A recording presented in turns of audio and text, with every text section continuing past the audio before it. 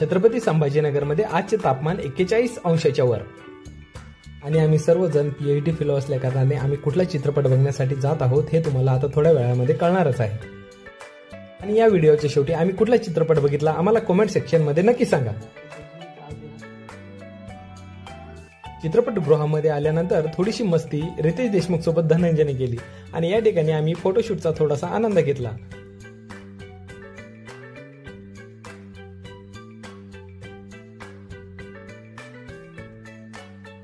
93च्या पिढीला मॉलमधल्या पायऱ्या बघितल्या तर लहानपणच आठवून जातं। फोटोशूट आणि रील्स म्हटल्या तर आमचे मित्र झोपेतून सुद्धा उठून बाहेर चालतात।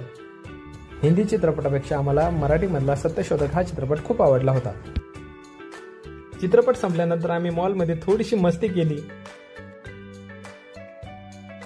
मॉलमधल्या भाजीपाल्यापेक्षा शेतकऱ्यांचा भाजीपाला छान असतो संभाजी। अरे बाबा एकदाचा फोडून टाक त्याला। अरे दादा बाईक चालवताना ही गोष्ट तर खूप महत्त्वाची आहे आणि सर्वांनी ही वापरलीच पाहिजे। त्यानंतर संभाजीला 2 पुरस्कारांनी या ठिकाणी आम्ही सन्मानित केलं। आमचे 2 मॅरिड मित्र संसाराच्या गोष्टी शोधण्यामध्ये लागले।